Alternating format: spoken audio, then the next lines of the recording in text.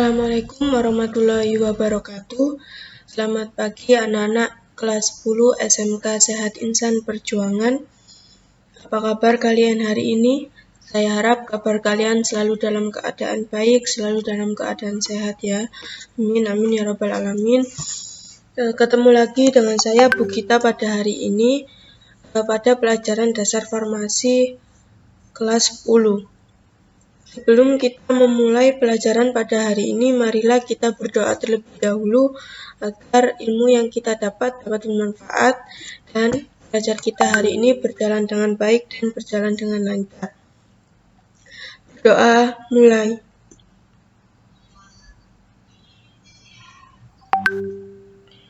Berdoa selesai. Untuk hari ini kita akan belajar melanjutkan materi yang kemarin. Kemarin kita sudah belajar tentang mekanisme kerja antibiotik antibiotik itu yang artinya obat yang digunakan untuk mengatasi infeksi bakteri yang dihasilkan dari mikroba yang digunakan untuk menghambat atau membasmi jenis mikroba lain. Digunakan untuk membasmi bakteri tetapi bukan untuk virus. Untuk hari ini yang akan kita bahas yaitu tentang penggolongan antibiotika. Langsung saja ke poin pertama. Jadi definisi antibiotika yaitu zat-zat yang dihasilkan dari fungi atau bakteri yang memiliki khasiat mematikan atau menghambat pertumbuhan mikroba lain. Sedangkan toksisitasnya bagi manusia relatif kecil. Turunan zat tersebut yang dibuat secara semisintesis dan sintesis dengan khasiat antimikroba lazimnya juga disebut dengan antibiotik.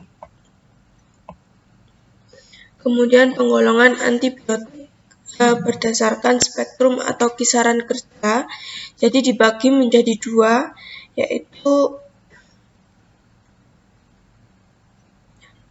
berspektrum sempit atau yang disebut dengan narrow spektrum, yang diartikan hanya mampu menghambat segolongan jenis bakteri saja, ya, mampu menghambat segolongan jenis bakteri saja.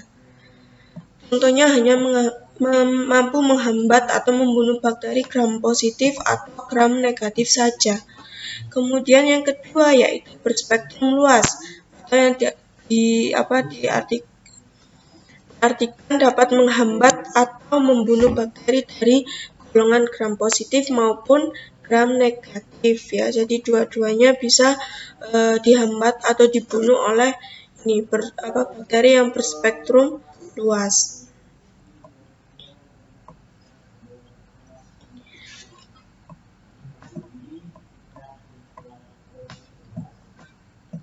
Kemudian penggolongan antibiotik yang kedua yaitu berdasarkan mekanisme kerjanya.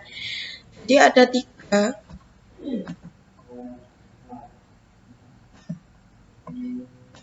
Ada 5 ya. Jadi penggolongan antibiotika berdasarkan mekanisme kerjanya ada 5. Yang pertama yaitu antibiotik yang menghambat sintesis dinding sel. Jadi contohnya yaitu kelompok penisilin, kemudian cefalosporin, bacitracin, dan vancomycin. Kemudian yang kedua yaitu antibiotik yang merusak membran plasma, yaitu kelompok antibiotik polymyxin, nystatin, dan amphotericin B. Kemudian yang ketiga antibiotik yang menghambat sintesis protein, yaitu kelompok golongan aminoglikosida, makrolida, chloramphenicol, lincomycin, dan tetrasiklin. Kemudian yang keempat yaitu antibiotik yang menghambat sintesis asam nukleat, yaitu DNA atau RNA, kelompok antibiotik rifampicin dan golongan quinolone.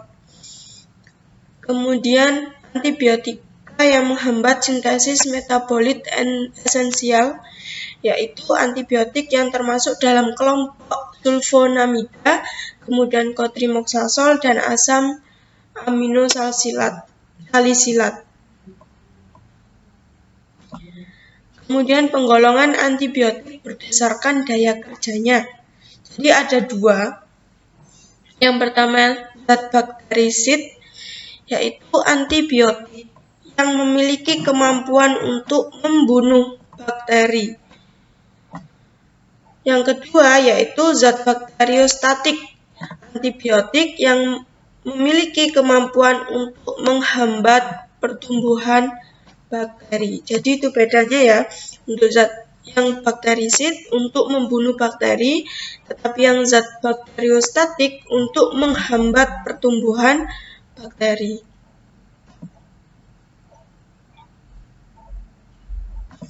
Kemudian ini contoh golongan antibiotik, kemudian yang termasuk dalam golongan antibiotik dan fungsinya. Kita jelaskan satu persatu. Untuk golongan aminoglikosida, nama antibiotiknya yaitu gentamisin, kanamisin, streptomisin. Jadi untuk mengingat-ingat ini ya, di akhirannya sin untuk golongan aminoglikosida. Jadi gentamisin, streptomisin. Fungsinya apa? Untuk menghambat sintesa protein. Kemudian golongan antibiotik fluoroquinolone, jadi enrofloxacin, kemudian norfloxacin, dan yang terakhir ciprofloxacin. Ini yang untuk mudah menghafal, ada flow-nya di tengah-tengah kata.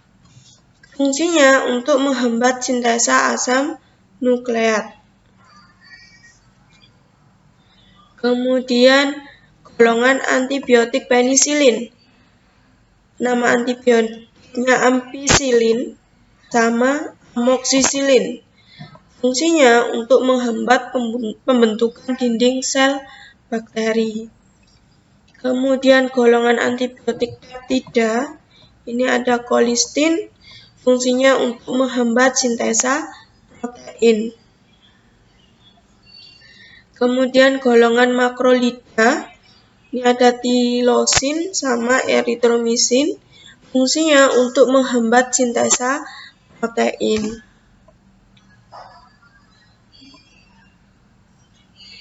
Kemudian golongan tetrasiklin, ini ada doxycycline, kemudian tetrasiklin, dan oksitetrasiklin. Fungsinya untuk menghambat sintesa protein. Kemudian ada golongan antibiotik sulfonamid, ada sulfadimetoksin, kemudian sulfamonometoksin, sulfametoxazole, sulfadiazin, dan terakhir sulfaquinoxalin. Fungsinya untuk menghambat reaksi metabolisme dan pembentukan DNA, RNA. Kemudian yang terakhir yaitu diaminopyrimidin, nama antibiotiknya trimethoprim. Fungsinya untuk menghambat reaksi metabolisme dan pembentukan DNA, RNA.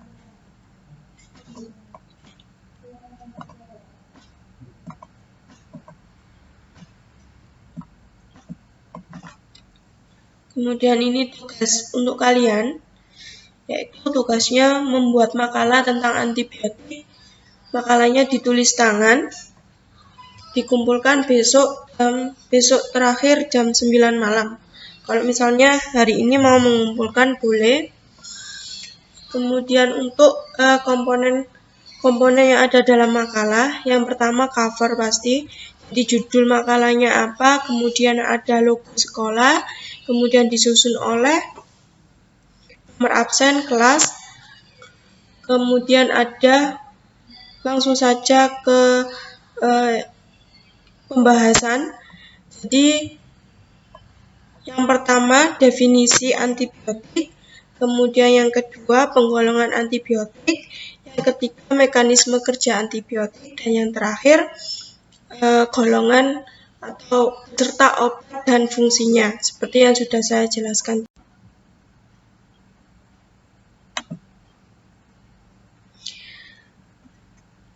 Itu saja yang bisa saya sampaikan. Apabila nanti ada yang ditanyakan, monggo langsung ditanyakan. Atau ada yang kurang paham untuk materi hari ini, monggo ditanyakan.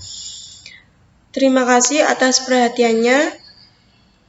Tetap jaga kesehatan, istirahat yang cukup, banyak minum air putih, sering cuci tangan dengan sabun, dan jangan lupa pakai masker jika keluar rumah, kemudian minum vitamin daya tahan tubuh.